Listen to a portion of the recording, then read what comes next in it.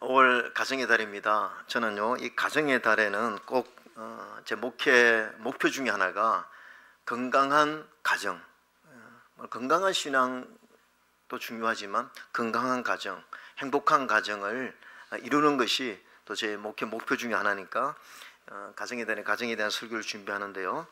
자, 부부는요, 내가 고를 수 있는 유일한 가족이다라는 말이 있습니다. 무슨 말이냐면 형제, 자매, 부모, 할아버지, 할머니는 내가 선택할 수 없어요. 운명적으로 주어졌습니다. 근데 유일하게 내가 선택해서, 사랑으로 선택해서 내가 만드는 가족이 누구입니까? 아내와 남편밖에 없어요. 그렇지 않습니까?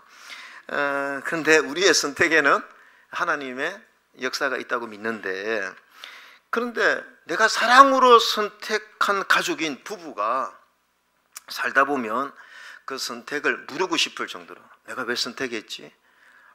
후회하면서 무르고 싶을 정도로 불행함을 느끼고 사는 부부가 의외로 많습니다. 제가 어떻게 알 수 있느냐 하면 통계를 보면 알 수 있어요. 여러분, 작년에 하루 평균 608쌍이 결혼을 했습니다. 하루 평균. 하루에, 오늘도 608쌍이 결혼을 합니다. 그런데 하루 평균 이혼이 249쌍이에요. 작년에. 오늘 6.5명이 6명이 결혼을 하면 2.5명이 오늘 이혼을 한다는 거죠. 그러면 이혼을 한다는 것은 아주 심각한 가정입니다. 오죽하면 이혼하겠습니까? 그러면 제가 생각할 때 3분의 2 정도는 행복하지 못한 결혼 생활을 하고 있을 가능성이 많다는 거죠. 여러분, 저는요, 교회는 복음의 능력을 가지고 있다고 믿습니다. 교회는 복음의 능력을 가지고 있어요. 그런데 이 복음의 능력 중에 하나가 뭐냐면 결혼을 무르고 싶어 하는 부부 사이를 다시 콩깍지가 쓰이게 하는, 다시 회복하게 하는 능력이 저는 복음 안에 있다고 믿습니다. 왜 그렇습니까? 성경에 나와 있어요. 여러분, 에베소서에 보면 이 복음의 본질, 복음의 능력을 설명하면서 복음의 은혜를 가진 자들의 삶이 어떠한가, 그 에베소서 5장 6절에 나와 있죠. 그 중에 하나가 뭐냐? 부부 사랑이 회복된다는 거죠. 자, 한번 에베소서 5장 25절을 한번 봅시다. 같이 읽겠습니다. 시작. 남편들아, 아내 사랑하기를 그리스도께서 교회를 사랑하시고 그 교회를 위하여 자신을 주심같이 하라. 보세요. 복음은 예수님의 희생적인 사랑을 우리에게 가르칩니다. 그런데 오늘 그 사랑은 어디에서 실천되어야 됩니까? 부부관계 속에서, 가정에서 오늘 실천되어야 함을 에베소서 5장에서 말씀하고 있죠. 고린도후서 5장 17절에 이런 말씀이 있습니다. 그리스도 안에 있으면 이제 우리는 새로운 피조물이다. 우리는 새로운 피조물이다. 자, 우리는 이제 새로운 피조물이 되었습니다. 그러면 18절에 이렇게 말씀하고 있습니다. 한번 같이 읽어볼까요? 시작. 모든 것이 하나님께로서 났으며 그가 그리스도로 말미암아 우리를 자기와 화목하게 하시고 또 우리에게 화목하게 하는 직분을 주셨으니. 자, 우리는 거듭난 사람이고 복음의 은혜를 깨달은 자입니다. 그런데 그 복음의 은혜를 깨달은 자는 화목하게 하는 자래요. 근데 여러분, 그 화목을 가장 먼저 실천해야 될 곳이 어디입니까? 우리 가정인 줄로 믿습니다. 그래서 예수님을 잘 믿으면요, 가정이 회복될 수밖에 없다는 거죠. 여러분, 애초에 제가 좀 창세기 강의를 하고 있지만 가장 완벽한 커플이었던, 내 뼈 중에 뼈요, 내 살 중에 살이로다. 그러니까 완벽한 이 아담과 하와의 가정에 죄가 들어오니까 부부 사이가 갈라져 버렸어요. 서로 갈등이 생긴 거죠. 그러면 복음이 역사하면요, 저는 부부 사이가 좋아지는 것이 너무나 당연하다고 생각합니다. 하나의 교회가 복음이 있느냐, 하나의 교회가 복음의 능력이 있느냐를 가장 잘 보여주는 곳이 어디냐? 저는 가정이라고 믿어요. 그러니까 예수 잘 믿으면 행복한 가정이 된다고 믿습니다. 또 행복한 가정이 되려고 노력한다고 저는 그렇게 믿는 거죠. 그 오카노 목사님이 이런 얘기를 했습니다. 결혼은 내가 얼마나 십자가의 은혜를 받은 자인가를 증명한 삶이다. 앞에 나와 있을 텐데요. 결혼은 내가 얼마나 십자가의 은혜를 받은 자인가를 증명하는 삶이다. 맞다고 생각합니다. 내가 가정에서 어떠한 삶을 사는 거가 내가 정말 구원받았는지 구원받지 않는지를 증명하는 것이라고 이렇게 말하고 있는 거죠. 자, 그러면서 그런 의미에서 오늘 이 본문을 통해서 몇 가지 알아보기를 원하는데, 첫 번째가 뭐냐면 부부는요 평생 연구하는 사랑을 하여야 한다는 거죠. 평생. 여기 이 부부를 부모와 자녀, 형제도 포함됩니다. 자, 오늘 베드로전서 3장 7절에 보면 남편들아 이와 같이 지식을 따라 너희 아내와 동거하라. 지식을 따라. 여기 지식은요 헬라어로 카타그노신입니다. 이것은 뭐냐면 영적 통찰과 삶의 지혜를 가지고 내 남편과 아내를 이해하라는 거예요. 다른 말로 하면 연구하라는 것입니다. 이 지식은 단순한 정보가 아니에요. 하나님의 말씀과 사랑의 안목으로 남편과 아내를 바라보는 이해력을 말하는 거죠. 삶 속에서 아내를 알고 남편을 알고 자녀를 알고 부모를 알고, 그렇게 알고 나서 이제 이해하고 배려하라는 그 관계적인 지혜를 뜻하는 것입니다. 여러분, 우리 예수 믿는 사람들은 아내와 남편을 하나님이 짝지어 주신 줄로 믿습니다. 하나님 짝지어 주셨습니다. 그래서 일생 헤어지지 말고 같이 가야 할 책임이 있는데, 그런데 그렇게 평생 같이 가려면 상대방을 잘 아는, 상대방을 잘 이해하는 것이 필요하다는 것이죠. 그래서 행복한 가정을 만드는 세 가지 축이 있대요. 첫 번째 열정, 두 번째 책임감, 그 다음에 세 번째 친밀감이래요. 근데 이 열정은요 한 1년만 살면 사라진대요. 처음에는 막 사랑의 열정이 뜨겁지 않습니까? 한 1년 정도 되면 열정은 사라지고, 책임감도 이게 쉽지 않대요. 근데 이 부부가 끝까지 행복한 가정이 되기 위해서 진짜 필요한 것이 뭐냐면 친밀감이래요. 부부가 서로 친해져야 된다. 근데 이 부부가 친밀감을 유지하는데 가장 필요한 요소가 뭐냐면 이해하는 거예요. 상대방을 잘 알아가는 것입니다. 근데요 하나님께서 남자와 여자를 다르게 창조하셨기 때문에 우리가 결혼 생활하면서 내 남편을 잘 안다, 아내를 잘 안다, 이 착각일 수가 있습니다. 잘 아는 것 같은데 우리가 잘 모르고 살아갈 때가 많거든요. 게리 체프먼 박사가 이 5가지 사랑의 언어, 제가 이거 가지고 한번 여러분에게 설교한 적이 있는데 이 언어가 다 다르다는 거예요. 사람마다 생각하는 사랑의 언어가 다 다르다는 것입니다. 인정하는 말, 함께하는 시간, 선물, 봉사, 육체적인 접촉, 스킨십. 그래서 언어가 다 다르기 때문에 사랑하는 방법도 그 다른 언어에 맞추어서 달라져야 되는데 이거 잘 모른다는 거죠. 여러분, 우리가 결혼 생활하면서요 서로 잘 이해할 것 같지만 그렇지 못한 경우가 참 많습니다. 가정상담가 팀 마틴이 쓴 좋은 결혼은 갑자기 이루어지지 않는다라는 책에서 이렇게 질문했습니다. 당신은 좋은 남자를 만났다고 생각합니까? 그러니까 결혼 1년째 되는 사람들은 90% 이상이 야, 나는 내 좋은 남편, 좋은 아내를 만났다. 그런데 2년 정도 지나면 이게 뚝 떨어져서 56%만 예라고 대답을 한다고 합니다. 근데 10년점이 가장 위기래요. 10년점 지나면 이 권태기가 찾아와 가지고요 설문조사해 보니까 당신은 남편이 좋다고 생각하십니까? 아내가 좋다고 생각하십니까? 그러니까 6%만 대답을 했대요. 우리 교회 지금 10년째 되시는 분 있습니까? 심각한 겁니다 지금. 6%만 대답을 했어요. 근데 재미있는 사실은 20년 후에 설문조사를 똑같은 부부에게 20년 후에 지난 후에 설문조사를 하니까 당신은 좋은 남편을 만났다고 생각합니까? 좋은 아내를 만났다고 생각합니까? 90% 이상이 예스라고 대답했다는 거예요. 그게 무슨 차이가 있을까? 아니 왜 20년이 지났는데 왜 이렇게 다 좋다고 이야기하지? 그 이유가 뭐냐면 이제는 서로를 이해했다는 거예요. 한 20년쯤 살아보니까 내 아내가 이런 사람이구나, 내 남편이 이런 사람이구나 이해하고 나니까 서로 좋아졌다는 거죠. 그러니까 여러분, 그래서 이런 얘기를 합니다. 20년 정도 지나야 남편과 아내를 알 수 있으니까 그 전에 헤어지는 것은 조급한 결정이다. 이렇게 쉽지 않죠. 지식을 따라 동거하는 것이 결코 쉽지는 않습니다. 남편과 아내를 이해하는 게, 연구하는 게, 또 아는 게 쉽지 않다는 거죠. 그래서 두 번째가 뭐냐면 지식을 따라 하지 않으면, 두 번째, 나도 모르게 반복된 상처를 부모에게, 자녀에게, 남편에게, 아내에게 줄 수 있다는 거죠. 반복된 상처를 계속 줄 수 있다는 거죠. 여러분, 큰 위기보다 더 무서운 것은요 작은 반복된 상처를 계속 끊임없이 준다는 것입니다. 여러분, 부부 사이에 이 지식이 없으면요, 반복된 상처를 줄 수밖에 없어요. 이번에 제가 지난주 말씀드렸나요? 제 아는 지인 목사님과 아내가 꼭 저보고 추천하는 드라마가 있습니다. 폭삭 속가수다라는. 이거를 안 보면 가정 설교하기 힘들다고 그래서 제가 이걸 다 봤어요. 저 드라마 별로 좋아하지 않는데 다 보고요, 은혜 엄청 받았습니다. 막 눈물 엄청 나요. 그런데 제가 이번에 가정의 달에 우리 성도들에게 숙제 냅니다. 우리 가정의 달에 우리 부부들은 전부 다 이거 다 보셔야 돼요.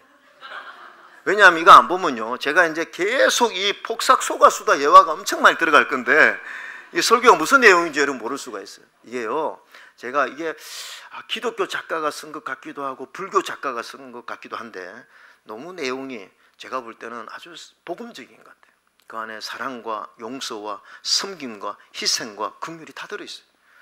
그래서 제 마음 같아서는 제 설교 안 하고 주일날 이걸 그냥 보여주면 훨씬 더 좋겠다라는 생각이 들 정도인데, 여기에서 여기 이 내용에 보면 이 학시 이렇게 하는 사람이 있습니다.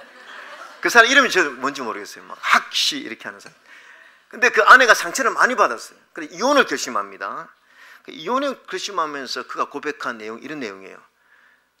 뭐라고 하냐면, 나는 당신이 나를 때려 죽였다고, 이미 죽었다고 그랬어요. 그럼 남편이, 내가 언제 당신을 때려 죽였냐고. 당신이 반복되는 상처의 말을 통해서 내 감정이 너무 상해서 나는 이제 내 감정이 죽었다, 이런 고백을 해요. 그런데 이 학시라는 사람은 내가 언제 그랬냐고 모르고 있다는 것입니다. 여러분, 큰 위기보다요 더 무서운 것은 반복된 상처인데요, 더 심각한 문제가 뭐냐면 전부 내가 아내와 남편에게 상처를 주고 있는지 모르고 산다는 것이죠. 다 착각하고 산다는 것입니다. 이번에 이 폭삭 속가수다 드라마 보면서 전부 남편들이 내가 양관식이라 생각하고 살고 있다는 그게 아닌데 다들 모르고 있다는 것이죠. 여러분, 사랑이 무엇입니까? 제가 늘 이 사랑에 대해서 가정의 달에 많이 강조하지만 사랑은 감정이 아니에요. 감정 금방 식습니다. 뜨거운 열정이 아닙니다. 그래서 사랑은 여러 가지로 표현할 수 있지만 제가 고린도전서 13장을 통해서 얻은 결론이 뭐냐면, 사랑은요 남을 불편하지 않게 하는 것이 사랑이에요. 보세요, 사랑은 무리하지 않아요, 교만하지 않아요, 자랑질하지 않아요. 이게 다 뭡니까? 이걸 하면 남이 불편한 거예요. 사랑은 뭐냐? 남이 불편하지 않도록 배려하는 것이 사랑의 방법이에요. 그래서 내가 작은 행동이, 사소한 말이 불편하게 하는지도 모르고 계속 그 행동을 하고 있는 남편이 있다면, 그 아내가 있다면, 그 부모가 있다면, 그 자녀가 있다면 이걸 중단하는 것이 저는 사랑인 줄로 믿습니다. 작은 거예요. 너무 큰 것은 뭐 우리가 가정에서요 큰 위기를 만나보세요, 하나가 됩니다. 큰 위기는 문제가 아니에요. 근데 반복된 사소한 상처, 이것들이 이 가정을 망하게 만든다는 거죠. 제가 몇 가지 한번 예화를 제시해 볼게요. 말투입니다. 첫 번째, 말투. 여러분, 이 폭삭 속가수다에서 그 학시하는 사람이 이렇게 늘 말해요. 왜 내가 벌어온 돈으로 쌀밥 먹고 살면서 이렇게 행동하느냐고. 이런 말투가 다른 사람을 기죽게 만들고 상처 주는 거죠. 이런 말들이 참 조심해야 되는 말입니다. 왜 그렇게 못하느냐고. 그걸 그렇게 못해? 당신은 하는 것이 왜 항상 그 모양이야? 그것도 못해? 시끄러! 입 닥쳐! 이런 말들은요 상대방에게 엄청 상처를 주는 말입니다. 두 번째가 뭐냐 하면은 무관심이에요. 무관심. 여러분, 우리가요 가정을 꾸려나간다는 것은 누구나 다 수고하는 것입니다. 남편은 남편대로, 아내는 아내대로, 부모는 부모대로, 자녀들은 또 수고가 없습니까? 다 힘들게 가정을 세우고 있는데, 근데 이 남편과 아내의 수고에 피드백이 없는 것이 상처를 반복해 주고 있는 거예요. 피드백이 없는 게 뭡니까? 이 수고했다, 격려가 없는 거, 너무 당연시 여기는 거예요. 당신은 남편이니까 뭐 돈 벌어오는 게 당연하지. 당신은 아내니까 집안에서 살림하는 거 당연하지. 그걸 너무나 당연하게 생각한다는 것입니다. 이거는 상처를 주는 거예요. 그 수고에 대해서 인정해주고, 수고했다, 당신밖에 없다고, 당신 때문에 우리 가정이 살아난다 하면서 격려하고 수고하는 것이 굉장히 중요하다는 것입니다. 여러분, 이번에 폭삭 속았수다 그거 보면서 그 양간식이가 참 어떻게 합니까? 제가 이렇게 보니까요, 공통적으로 하는 게 뭐냐면 등 두드려 주는 걸 엄청 잘하더라고요. 그 아내에게 등 두드려 주고 딸에게 등 두드려 주고 항상 등을 두드려 줘요. 이게 뭡니까? 너 수고 많다 이것이요. 내가 너 수고를 내가 기억한다는 거거든요. 이게 우리 가정을 살리는 중요한 에너지다라는 생각을 하는 거죠. 그냥 무관심하는 거. 이번에 제가 베트남 선교지 갔는데 그 선교사님과 아주 오래간만에 만나서 많은 일을 하는데 사모님이 그 상처받은 이야기를 하시더라고요. 그게 무슨 상처를 받았냐니까 몇 주 전에 우리 교단 선교 본부에서 신방을 왔대요. 그래서 사모님이 막 기대를 한 거죠. 왜냐하면 그동안 수고도 많이 했고 그래서 선교 본부에 그분들에게 우리 이렇게 선교 잘하고 있다고도 보여주고 싶고 또 고민도 나누고 싶고 이러는데 그분들이 오셔서 이 선교사님의 선교에 무관심한 것 같은 느낌, 물어보지도 않고 선교를 어떻게 했는지 관심도 없는 그런 모습에 엄청 상처를 받아요. 여러분, 우리가 선교지에 가면요, 우리 이번에 단계 선교 탐방 가지만 가장 큰 선교가 뭔 줄 아십니까? 아유, 선교사님 어떻게 이런 일을 하셨어요? 수고 많으셨네요. 그 말 한마디가 진짜 선교인 줄로 믿습니다. 이게 없으면요, 이런 무관심, 우리가 다 수고하는데 무관심한 거, 이게요, 무관심한 게 상처를 주는 거예요. 세 번째가 뭐냐면 말을 끊는 것이라는, 말을 끊는 거. 배우자가 뭔가 말을 하고 싶거나 감정을 나누고 싶은데 중간에 말을 끊어버리는 거예요. 그리고 결론을 지어버리고 훈계하는 거. 이거 계속된 상처라는 거죠. 그래서 자기가 판단해가지고 말 못하게 하고 중간에 끊어버리고 훈계하는 거, 이런 거는 계속 반복된 상처를 줄 수 있고, 그 다음에 사과하지 않는 거예요. 여러분, 우리가 부부지간에 살면서 나도 모르게 상처를 줄 수 있지 않습니까? 그러면 사과를 해야죠. 그러니까 사과만 하면 내가 용서할 수가 있는데 아예 사과를 하지 않는 거죠. 이것도 반복된 상처를 주는 것이고, 또 아무리 가족 간의 관계지만 약속을 지켜야 됩니다. 가벼운 약속을 마지막 너무 쉽게 파기하는 가벼운 약속의 파기.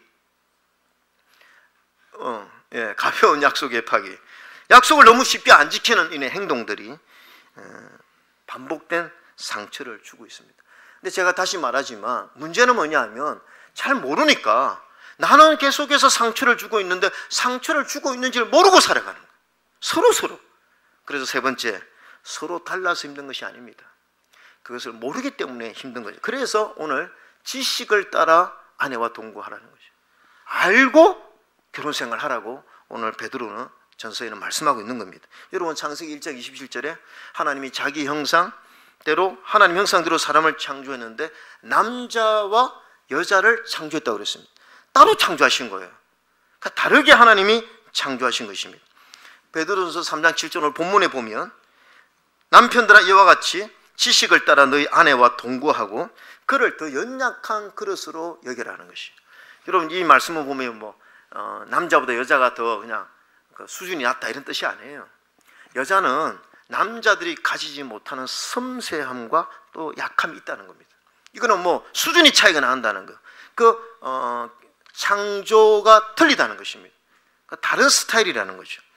그래서 제가 이렇게 보면요, 우리 교회도 보면 하나님이 이렇게 짝지어 주실 때 보면 참 서로 대조적인 사람을 만나게 하는 경우가 참 많습니다. 한 사람이 느긋하면 한 사람은 팔팔하고, 한 사람은 매일 모욕할 정도로 깔끔하면 한 분은 모욕하지 않고, 여름에 한 사람은 막 선풍기나 에어컨 없으면 잠 못 자는데 또 한 분은 또 여름이라도 꼭 이불 뒤집어 써야 되고, 또 한 사람은 무슨 일을 할 때 철저히 계획하고 철저히 하는데 또 한 사람은 대충 하고, 한 사람은 계속 말을 하는 걸 좋아하는데 한 사람은 전혀 말을 하지 않고, 이러면 너무 다른 거예요. 왜? 처음에 그게 매력으로 느꼈거든요. 그래서 결혼한 거 아닙니까? 그런데 이 결혼해서 보니까 너무 불편한 거예요. 너무 불편한 거죠. 그러니까 막 이게 이제 싸우게 되고 서로, 그래서 나중에는 막 심각한 지경에 이르게 된다는 것입니다. 여러분, 다른 것이 틀린 것이 아니에요. 서로 다른 것입니다. 그걸 이해하면 되는 거예요. 아, 내 남편과 내 아내는 나와 다르는구나. 이게 틀린 게 아니구나. 이걸 이해하면 되는데 그걸 모르니까 계속적으로 상처가 되고 이걸 어떻게 해결할 방법도 없고. 여러분, 저희 교단의 그 가정학교 하는 이희범 목사님이 부부 행복학교 이야기에서 그런 글을 썼는데, 대부분 이 상담학자들이 쓰는 주제가 비슷합니다. 남자는요 대부분 자존심으로 산대요. 그래서 아내가요, 이 남자는 자존심만 세워주면요 남자는 사랑의 힘이 생긴대요. 그러니까 여러분이 남편에게 사랑받으려면요 남편의 자존심을 세워주시기 바랍니다. 당신 내가 드라마 보니까 양관식이네. 얼마나 기분 좋겠어. 아, 양관식이네. 야, 당신 학시하고 왜 이렇게 비슷해? 이러면 학시처럼 돼요, 남자는. 근데 양관식이네 그러면요 양관식처럼 되려고 합니다. 남자들은 그래요. 단순해요. 그런데 또 아내들은요, 말하는 재미로 사는데, 아내들의 공통적인 특징이 뭐냐면, 여자들은요 이 수다 떠는 행복이 참 크대요. 남자들은 하루에 12,000 단어 하는데 여자들은 25,000 단어 한다 그러잖아요. 그래서 아내들은 언제 이렇게 행복을 느끼느냐 하면 대화하면서, 수다 떨면서 행복을 느낀다는 거죠. 그래서 보통 여자들이 이제 친구하고 전화하면은 아이들 이야기하고, 선생님 이야기하고, 남편 이야기하고, 교회 이야기하고, 강아지 이야기하고, 마트에 갔다가 넘어진 이야기하고, 백화점 세일 이야기하고, 한참 시시한 이야기를 1시간이 모자랄 정도로 수다를 떨고 전화를 끊을 때 하는 말이, 야, 우리 자세한 것은 나중에 만나서 이야기하자. 대부분의 여성들이 그렇게 한다는 거예요. 남자들은 이해가 안 되는 거죠. 왜 저렇게 수다를 저렇게 오래 떨까? 그러니까 이런 아내를 이해하면 남편들은 그 수다를 들어주는 거죠. 아, 내 아내가 이런 얘기를 하면서 행복하구나. 그걸 알면 귀찮아하지 말고 그 이야기를 들어줄 필요가 있는 거죠. 또요, 하나님은 남자 여자를 다르게 창조했습니다. 남자는 하나님이 직관력을 주셔요. 그래서 결과지향적입니다, 남자들은. 근데 여자들은 과정지향적이래요. 예를 들어서 쇼핑을 가도 남성과 여성은 참 차이가 난대요. 대부분의, 다 그런 건 아니지만 대부분들은 남편들은요 물건을 고르는 걸 싫어한답니다. 그래서 막 물건을 고르고 이런 걸 싫어한대. 딱 보고 직관력으로 저거 마음에 들면 저거 얼마요 물어본대요. 그럼 점원이 이걸 팔기 위해서 막 설명을 하면 중간에 끊어버린대요. 됐고요, 얼만데요 하고 사버린다는 거죠. 근데 여자들은 어떻게 합니까? 여자들은요 이 고르는 과정을 굉장히 즐긴대요. 그래서 아무리 좋은 상품이라도 첫눈에 사지는 않는다고 합니다. 만져보고 뒤집어보고 입어보고 옆 사람에게 물어보고, 그리고 설명시 놓고 또 가요. 그리고 한 바퀴 돌고 그걸 사는 게 여성들의 특징이래요. 그러니까 이걸 서로 알면 쇼핑 가서 서로를 이해하면 되는데, 이걸 모르니까 그냥 쇼핑 가서 서로 싸우고 갈등하고 그러면서, 내가 다시 당신하고 쇼핑하러 가면 내가 사람이 아니다 이러면서 서로 싸우고 그만큼 마음의 상처를 주는 거죠. 그러니까 여러분, 서로 이해해야 됩니다. 우리가 남편과 아내를 이해하려고 노력하는 것이 사랑인 줄로 믿습니다. 근데 문제는 뭐냐 하면 이거 이해하는데요 오랜 시간이 걸린다는 거예요. 이게 쉽지 않다는 거예요. 그래서 우리가 노력해야 된다는 것입니다. 여러분은 갈보리교회 이필재 목사님이 그런 고백을 했습니다. 목사님이 직관적이래요. 목사님 직선적이, 말도 직선적으로 하는데 그 사모님은 이 온유해서 그런지 직선적으로 말을 못하고 늘 우회적으로 돌려서 말을 하는 그런 습관을 가졌는데, 그래서 사모님이 이렇게 이야기하면 뭐라고 물어보느냐 하면 당신 목사님 냉면 생각 없어요? 이렇게 물어보는데요. 그 목사님 항상 이렇게 대답했대요. 지금 냉면 생각 없는데. 근데 나중에 이걸 아내가 물어볼 때는 내가 먹고 싶은 거구나를 깨닫는데 36년이 걸렸대요. 냉면 생각 없어요. 이것은 내가 지금 냉면이 먹고 싶구나 이건데, 이 목사님 모르니까 난 냉면 생각 없는데 하고 안 먹었다는 거예요. 이걸 깨닫는데 36년 걸렸다는 거예요. 여러분, 우리가요 남편과 아내를 쉽게 이해한다고 생각하는데 아닙니다. 우리가 살다 아무리 오래 같이 살지만 정말 이거 이해하고 연구하고 하지 않으면 쉽지 않습니다. 그러면 이렇게 오랜 시간 동안 나중에 깨달으면요 불행하잖아요. 빨리 깨달아야 행복한데 나중에 80, 90대에서 깨닫고 나면 이제 어떻게 합니까? 그러니까 일찍 깨달아야 되는데, 제가 오늘 마지막으로 일찍 깨닫게 하는 방법 하나 가르쳐 드릴게요. 여러분, 남편과 아내를 이해하는데 엄청 빠른 지름길이 하나 있습니다. 그게 뭐냐면 좋은 질문을 하는 거예요. 서로 간에 이 좋은 질문을 하면 엄청 빨리 이해가 됩니다. 이게 뭐냐면, 여보, 당신이 가장 좋아하는 게 뭐야? 당신은 언제 가장 행복해? 당신이 가장 불편한 것은 무엇이야? 당신 생각이 이렇다는 거지. 질문하는 거예요. 질문하면 아내가 답을 해줄 거 아닙니까? 그러면 우리 아내가 이걸 좋아하는구나. 근데 질문하지 않으면 평생 모를 수 있다는 것입니다. 그러니까 평소에 남편과 아내가 좀 진지하게, 그러니까 내 입장 말고 상대방의 입장에서 질문해 주는 거죠. 그러면 우리 아내가 이 별것 아닌 거 가지고 좋아하는구나. 알고 나면 처방전이 생기지 않습니까? 다 사랑하고 싶은데 방법을 몰라서 사랑에 서툰 남편들과 아내가 너무 많거든요. 부모 자녀도 마찬가지고. 근데 그걸 알고 나면 뭐 쉽지 않습니까? 꽃 한 송이에 내 아내가 이렇게 행복을 느낀다며, 그 꽃 한 송이면 2-3천 원 정도 되는 걸로 얼마든지 아내를 우리가 행복해 할 수 있으니까, 결혼 기념일 때, 생일 때 꽃 한 송이 이렇게 처방전을 내려서 그렇게 선물하면 얼마든지 아내와 남편을 이해하면서 서로 가까워질 수 있다고 믿습니다. 결론적으로요, 저는 우리 교회가 건강한 교회를 꿈꾸고 있지만, 저는 건강한 가정을 꿈꾸고 있는데, 저는 목장의 기능 중에 하나가, 정말 이 순기능 중에 하나가 서로 거울이 된다는 거죠. 여러분, 목장에서 나누면서, 삶을 나누면서요, 뭘 보느냐 하면, 다른 사람의 남편을 통해서 내 남편을 볼 수 있고요, 다른 아내를 통해서 내 아내를 볼 수 있는 거예요. 서로 반사 거울이 되거든요. 그래서 이 목장이 좋은 기능 중에 하나가, 도대체 내 남편을 이해하지 못했어요. 근데 목장에서 다른 부부의 삶을 통해서 반사적으로, 우회적으로, 내 남편이 그래서 그랬구나, 내 아내가 이것 때문에 싫어하겠구나 하는 걸 서로 깨달을 수 있다는 거죠. 그러면 서로 이해하니까 이제 갑자기 막 이렇게 가까워지지 못하겠지만 조금씩 노력하니까, 저는요, 목장에 오래 또 있으면요, 저는 가정이 건강하게 나아가는 줄로 믿습니다. 저는 우리 하나님교회 성도님들이 이번 가정의 달을 맞이해서 꼭 이 부부 관계가 아니더라도 부모님, 남편, 아내, 자녀를 내가 정말 잘 알고 있는지 한번 좀 살펴보고 지식을 따라 사랑의 동굴에 해 나가는 여러분 되시기를 주님의 이름으로 축원합니다. 아멘.